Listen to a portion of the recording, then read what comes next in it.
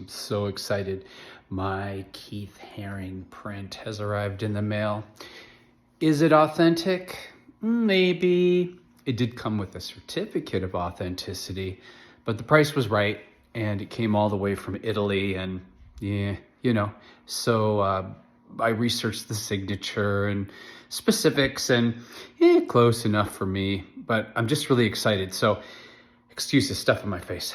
I was out in the sun and was protecting my skin.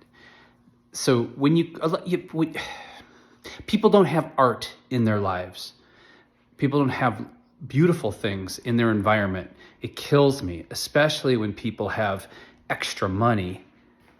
When you walk into a really expensive house and you realize that they've spent millions for a home and the walls are empty or covered with garbage, like literal garbage, like my face right now.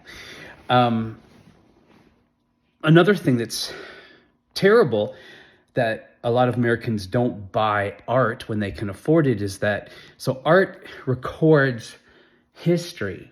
And so that's really the ultimate job of an artist, is to record in some way the time period that they're living in. So all the art that I collect, or the majority of it, some of it's pretty, but most of it, unless it was a gift or has some other meaning, has some kind of historical relevance to the time period that I'm living in. That I like to collect relevant art. That's just my shtick. People have different things. That's just my shtick. So when I saw this Keith Harring print, I was really excited because I lived in a time that safe sex was a necessity. And just before safe sex, when many gay men got HIV because they didn't realize they could protect themselves. Now they've got PrEP, and they've got, it's not a death sentence anymore. But back in the day, it was such a huge part of negotiating casual sex and relationships, and it could be a matter of life or death for you. And now it's no longer, safe sex isn't the same thing as it used to be. So when I saw this Keith Harring print, and I don't know if you know anything about Keith Harring, but he actually died of HIV. He got it before anyone knew what it was or how it was being transmitted. But he contributed a lot culturally to trying to help raise money to find a cure and to educate people around the world how to protect themselves. And so that's what this is. It's his very kinetic, simple cartoon to remind people about safe sex. And this was done in '87.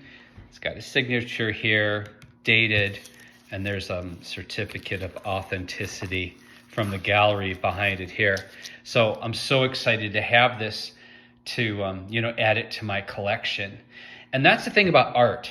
Art doesn't always have to be like beautiful.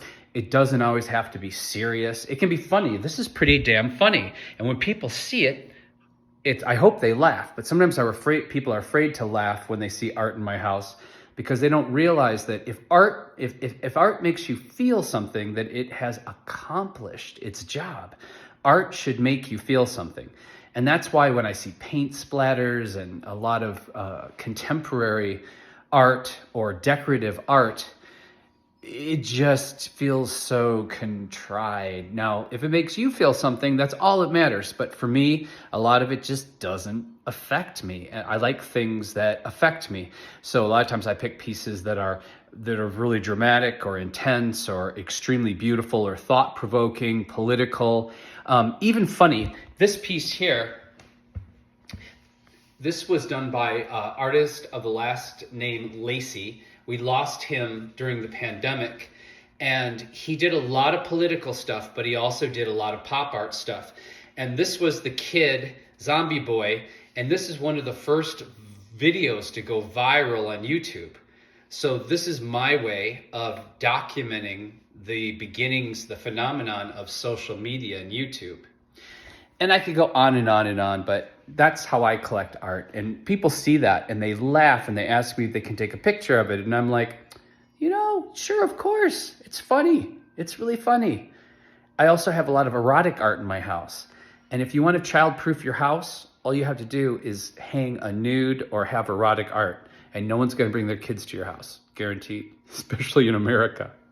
But the reason I have erotic art in my house is because in my experience in life, everything behind the scenes is being motivated by the human need, the human desire to procreate or to manage our sexual hormones.